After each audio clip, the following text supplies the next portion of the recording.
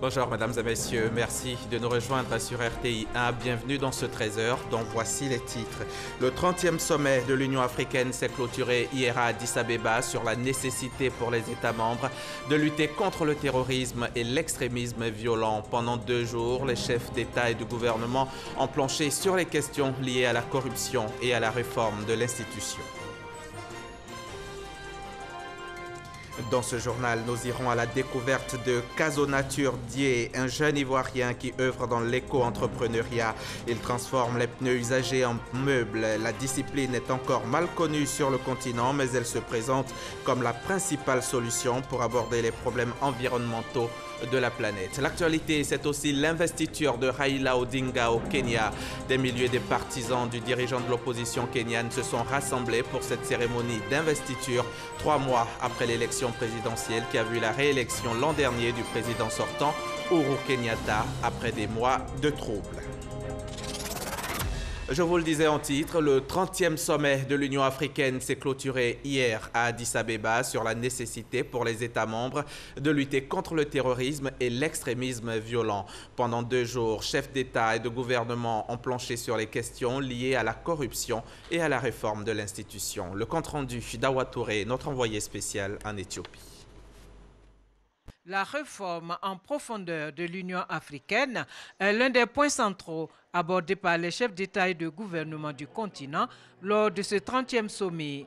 Réforme conduite depuis 2016 par le président rwandais Paul Kagame, actuel président en exercice de l'Union africaine.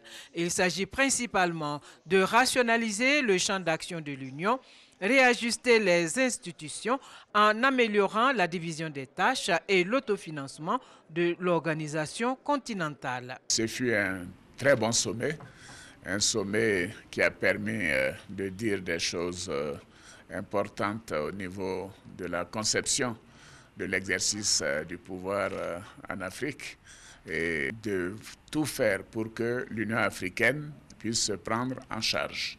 Je trouve que le point essentiel du sommet a été la question du financement de l'Union africaine.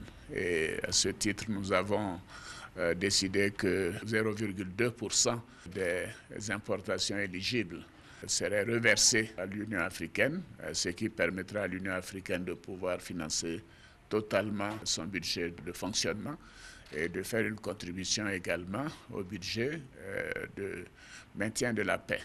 En deuxième lieu, bien évidemment, nous avons pu arrêter notre décision de désigner le président Kagame comme nouveau président en exercice de la conférence des chefs d'État en remplacement du président Alpha Condé.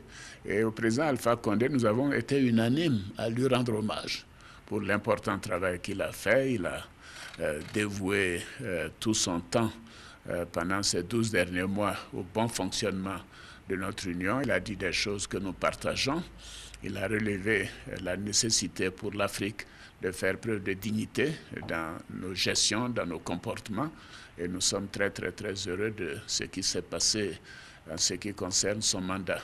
Nous sommes confiants qu'avec le président Kagame, et bien sûr l'Union africaine est en de très bonnes mains. Et le thème central du sommet était également la question de la corruption.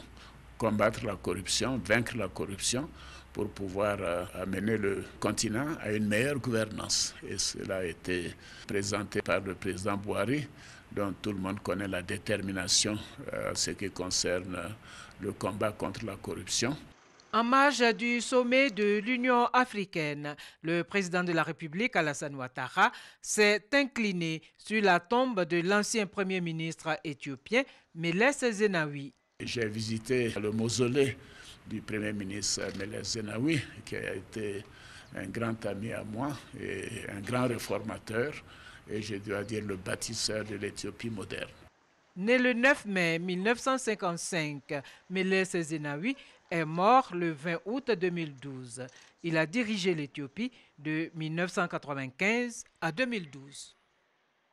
En Côte d'Ivoire, à Yamoussoukro, la capitale politique, l'on a procédé ce week-end à la commémoration du 25e anniversaire de décès du premier président de la Côte d'Ivoire, Feu Félix Houphouët-Boigny. Une messe d'action de grâce a été dite à l'occasion, messe à laquelle ont pris part la famille et les personnalités politiques, avec à leur tête le vice-président Daniel Kablan-Duncan. Basilique Notre-Dame de la Paix. C'est dans ce sanctuaire qu'autorités politiques, anciens collaborateurs de Feu Félix Houphouët-Boigny, sa famille et une délégation du RHDP se sont retrouvés pour prier, honorer la mémoire du bâtisseur.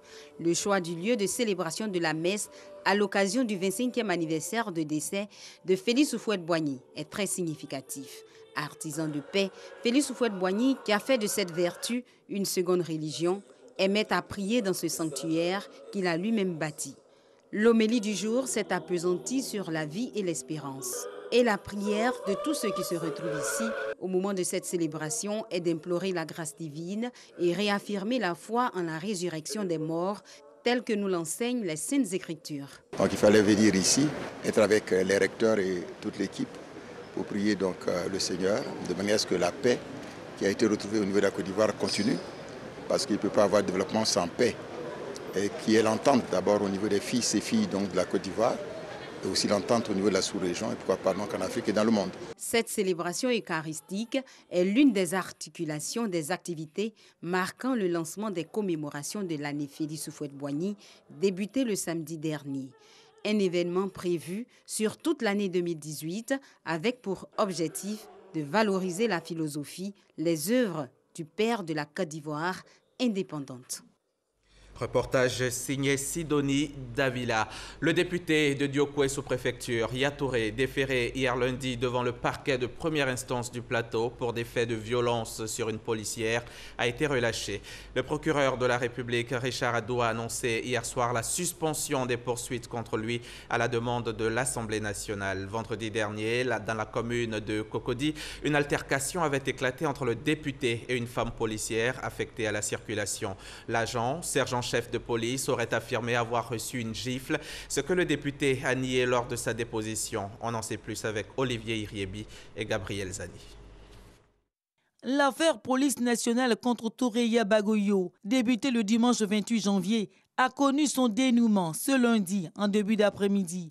Mais une procédure judiciaire avait été engagée par le parquet pour entendre la victime et le mise en cause devant le tribunal. Le vendredi 26 janvier 2018, aux environs de 19 h, pendant qu'elle régulait la circulation à hauteur du collège André Malraux à la Riviera, le sergent-chef de police, Kwame Ayakan, essuyait une puissante gifle administrée par le député de Diokoué sous-préfecture, l'honorable Toureya, après que ce dernier ait refusé de se soumettre à ses injonctions.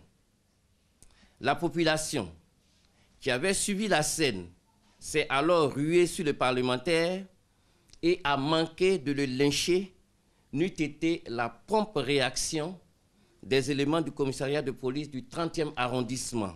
Une procédure de flagrant délit a été ouverte contre lui pour les faits de violence et voies de fait et outrage à agent dans l'exercice de ses fonctions. Le bureau de l'Assemblée nationale a requis la suspension de la procédure engagée. Pour le procureur de la République, cette demande de suspension est recevable. Effectivement, je viens de recevoir il y a quelques instants la correspondance du bureau de l'Assemblée nationale et de l'Assemblée nationale qui requiert la suspension des poursuites. Évidemment, nous sommes légalistes. Nous n'allons pas aller au-delà. Donc nous allons être obligés de suspendre les poursuites à l'encontre de ces députés. Ça, c'est la loi qui le demande. Nous n'irons pas au-delà de la loi. C'est dans la mi-journée de ce lundi que le bureau de l'Assemblée nationale s'est réuni à l'effet d'examiner et de donner sa position sur cette affaire opposant Kwame Ayakan, la policière, au député Toureya. Pour les députés, le traitement infligé à l'un de leurs est incompréhensible. Les mesures ont été prises pour la relaxe de Toureya en vacances parlementaires depuis le 31 décembre 2017. Mais la procédure judiciaire engagée à son encontre n'est que suspendue, elle n'est pas annulée. Yaya Touré, député élu sous la bannière du Rassemblement des eaux-fouettistes pour la démocratie et la paix, est issu du PDCI. Les poursuites contre sa personne sont donc suspendues à la demande du Parlement. Alors, qu'est-ce que l'immunité parlementaire? À quel moment peut-il y avoir immunité? Quelles sont les limites et que dit exactement la loi ivoirienne? Gabriel Zani a posé ces questions au procureur de la République. On ne peut pas poursuivre un député pour une opinion émise au cours d'un vote ou à l'occasion de ses fonctions. Mais le député qui commet une infraction de droit commun en dehors de ses fonctions, il peut être arrêté. Une procédure judiciaire contre un député est possible. Le procureur de la République, Adou Richard, explique les cas dans lesquels l'immunité parlementaire, ce parapluie du député, ne le couvre plus. Et il y a lieu de préciser qu'au terme de l'article 92 de la Constitution, le député ne peut être arrêté et poursuivi sans l'autorisation du Parlement qu'en cas de flagrant délit. Dans le cas d'espèce, il s'agit bien d'un cas de flagrant délit, dans la mesure où les faits qui ont été commis l'ont été devant tout le monde. Le mis en cause a été poursuivi par la clameur publique qui a manqué de le lyncher. Donc, il est clair qu'on se trouve dans un cas de flagrant délit. La seule hypothèse où le député peut être arrêté et poursuivi sans l'autorisation donc de ses pairs. En dépit des circonstances de levée d'immunité décrites dans la Constitution, les parlementaires considèrent le traitement d'un des leurs comme une violation de leurs droits. Voilà ce que l'on pouvait dire à l'heure actuelle sur cette affaire. Venons-en à présent à la deuxième phase d'identification des abonnés de téléphonie mobile. Une opération lancée il y a quelques mois déjà. À 2 mois de la fin de l'opération, qu'en est-il du bilan? Le ministre Bruno Nabagné-Koné vient de se faire identifier. Il en a profité pour visiter les points d'identification dans les agences de téléphonie mobile. Selon le ministre de la Communication et de l'Économie numérique, le bilan est faible. Cheikh Koné. Muni de son passeport biométrique comme un client ordinaire, Bruno Koné se rend au plateau à l'agence principale de l'opérateur Move Côte d'Ivoire. En moins de 5 minutes, le ministre en charge de la communication, de l'économie numérique et de la poste achève sa procédure de réidentification. Après le plateau, cap sur la commune de Makori, notre abonné du jour se fait réidentifier dans les agences MTN et Orange. Même process, même simplicité. Par ce geste, Bruno Koné a voulu ainsi donner un coup d'accélérateur à la seconde phase d'identification des abonnés mobiles, qui connaît depuis son lancement un faible engouement. Concernant l'avancement du processus, il a été noté que le nombre d'abonnés identifiés, conformément au décret du 22 mars 2017, représente, selon les opérateurs, entre 7% et 40%. 37% et 40%, ce qui est, vous en convenez, très faible. Surtout que nous ne sommes plus qu'à 2 mois de la fin de cette opération. Et à ce jour, il n'y a aucune raison que ce délai-là soit prorogé. Alors, plus que 2 mois au retardataire pour se faire identifier, au risque de ne pouvoir plus émettre d'appel au lendemain de la date butoir de la campagne d'identification. Prévue pour durer 6 mois, cette nouvelle campagne expire le 31 mars 2018. Elle concerne tous les abonnés mobiles déjà identifiés en 2012 et tous les utilisateurs de cybercafé. La Côte d'Ivoire détient l'un des marchés de téléphonie les plus dynamiques de l'Afrique subsaharienne, avec un parc d'un peu plus de 30 millions d'abonnés mobiles, 17 millions d'abonnés Internet et 10 millions d'abonnés Mobile Money.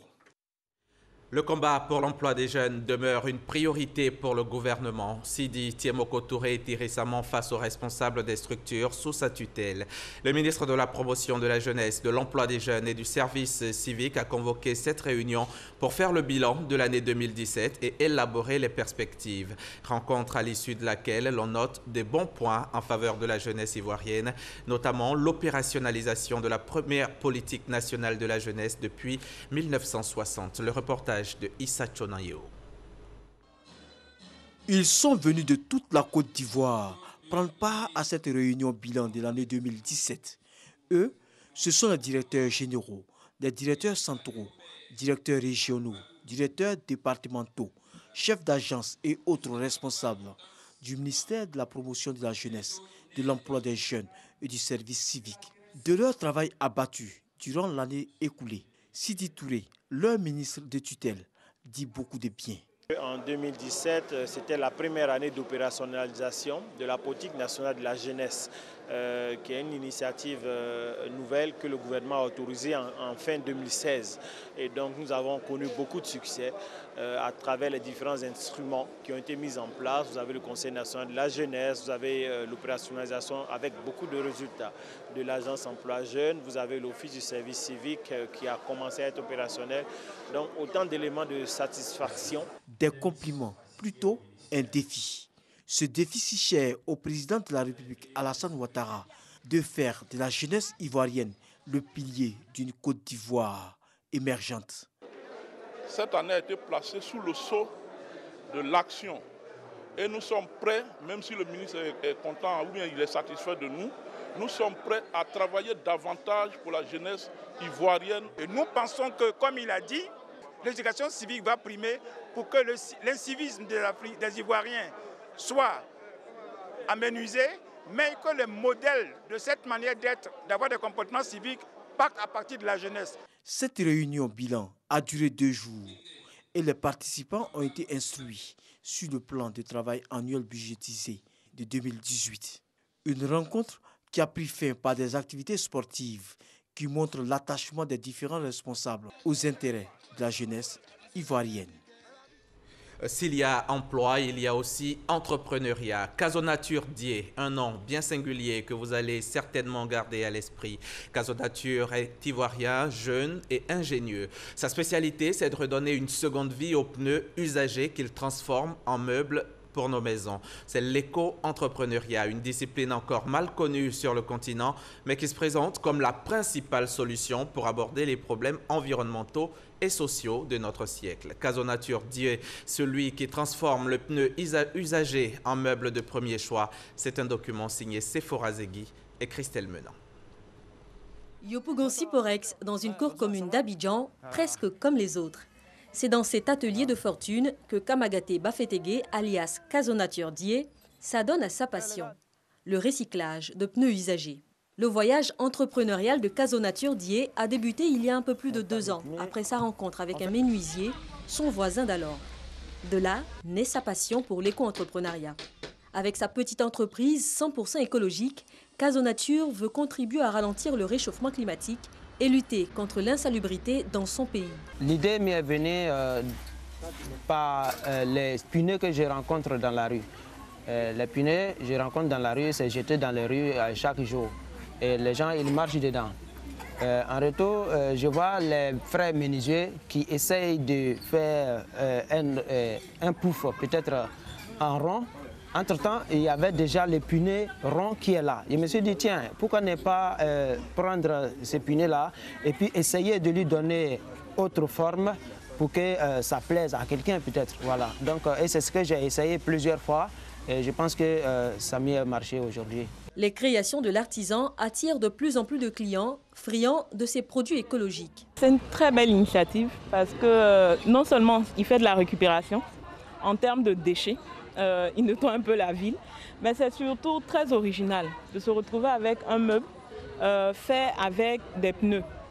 C'est à encourager et vraiment bon nombre de jeunes hommes devraient s'inspirer de son exemple pour pouvoir créer le maximum de choses. Et c'est l'Afrique qui gagne, quoi. L'éco-entrepreneuriat, une activité qui passionne ce photographe de formation.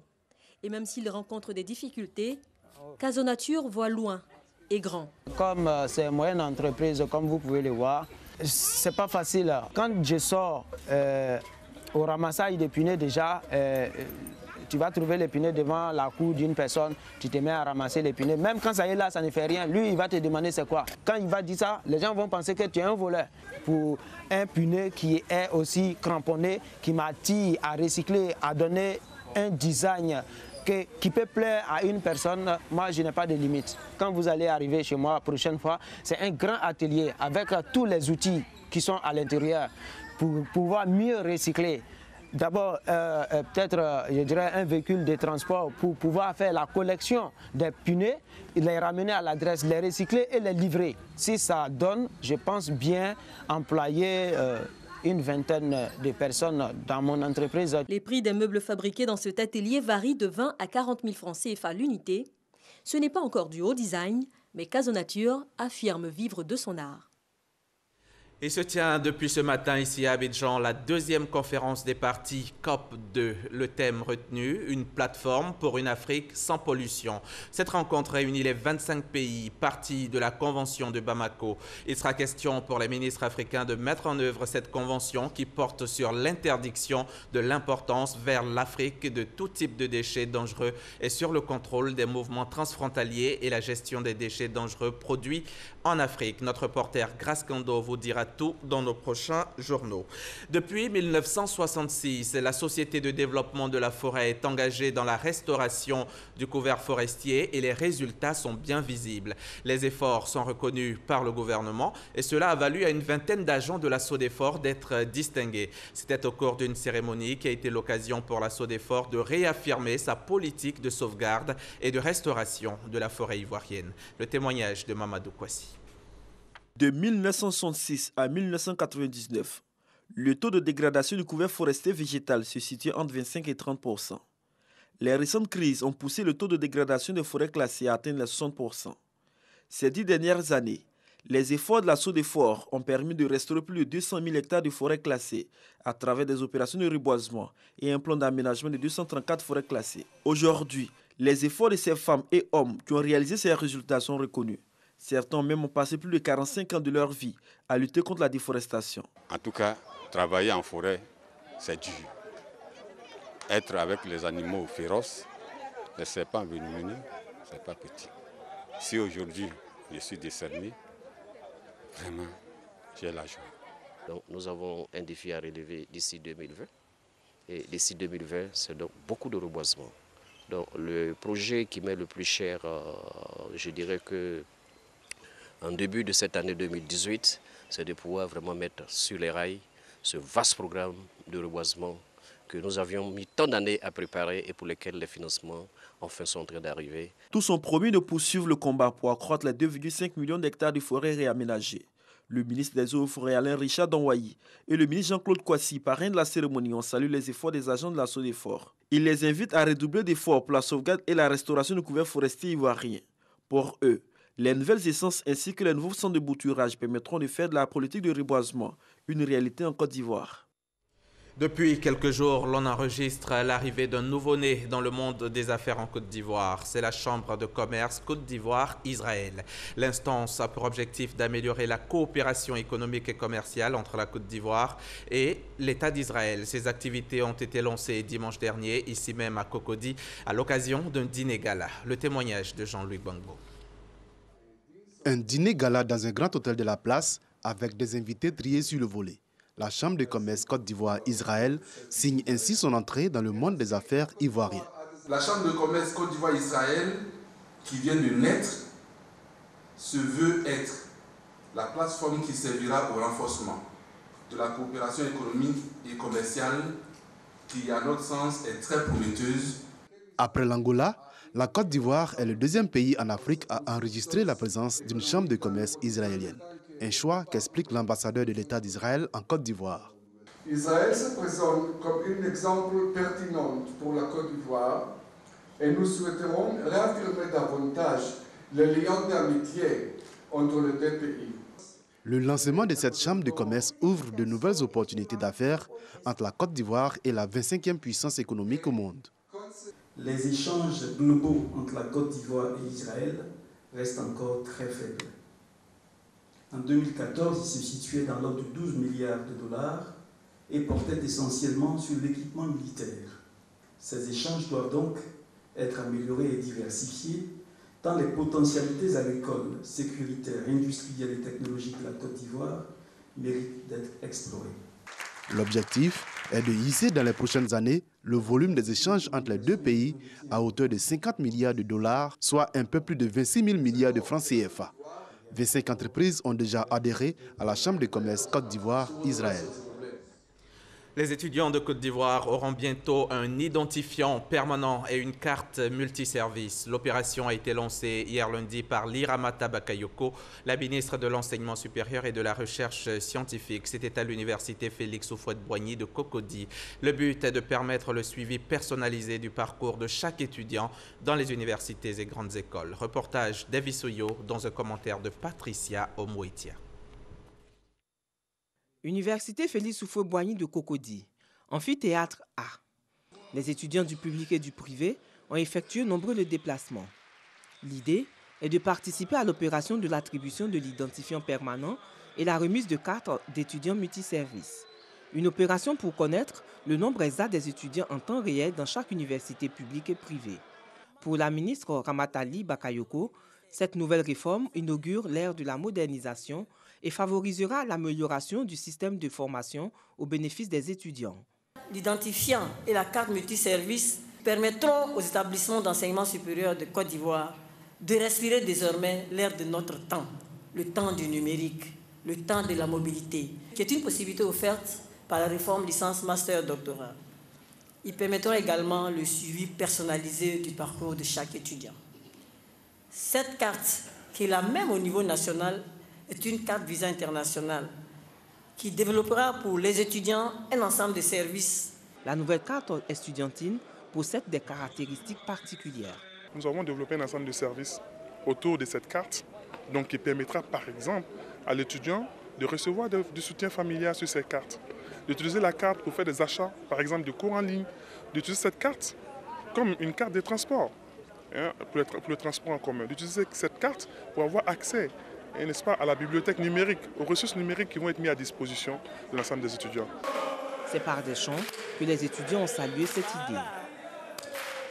Cette carte va nous permettre d'avoir de nombreux avantages. Elle va nous faciliter l'accès au campus et à bien d'autres choses qui vont nous servir durant notre année universitaire. L'opération de l'identifiant permanent et la carte d'étudiants multiservices vise à permettre aux différentes universités de mieux évaluer l'efficacité du système éducatif.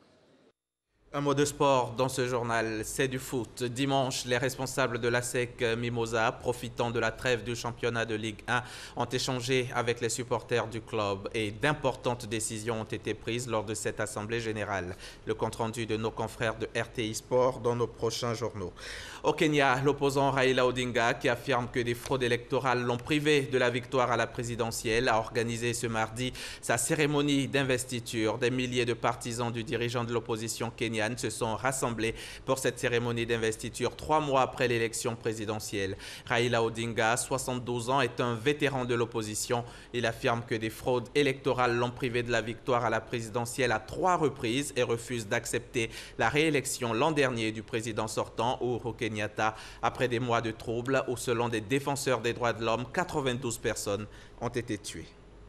On termine en culture, en chanson. C'est du Zouglou, du Made in Côte d'Ivoire. Je vous amène au Palais de la Culture de Trècheville pour assister à Bonne Année Zouglou, une scène qui a réuni les meilleurs du moment. Yabongolova, Espoir 2000, les leaders, Zouglou Makers, Molière, Soumbil et bien d'autres. Et leur invité spécial, c'était Luxon Pado. Isayeo. Une affiche alléchante, un public venu nombreux, un spectacle à la hauteur des attentes. Le Palais de la Culture de Trècheville, libère en Zouglou.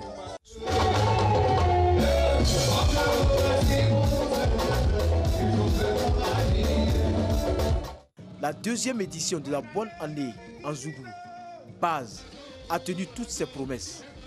Espoir 2000, leader, Zouglou Makers, Molière, Soumbil ont su apporter du baume au cœur de leurs fans.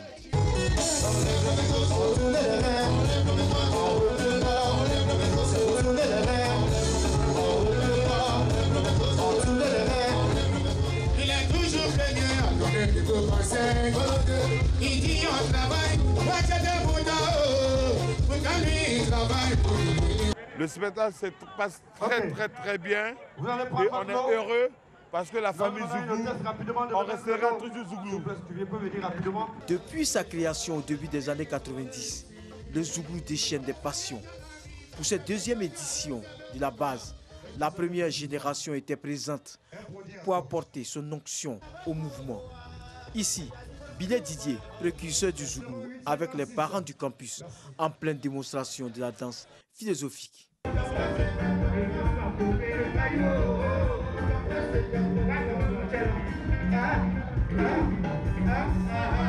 Heureusement, nous sommes encore là à titre costume de notre vivant pour voir ce genre de choses. Et je demande à tout le monde, ceux qui aiment le Zouglou, de continuer de perpétuer ce genre de choses. Quand je vois ça, honnêtement, je pourrais dire on peut mourir en paix. Un invité dans cette grande messe du Zouglou, Luxon Pado, dans un autre registre, rappelle des souvenirs aux nostalgiques de la musique tradie moderne.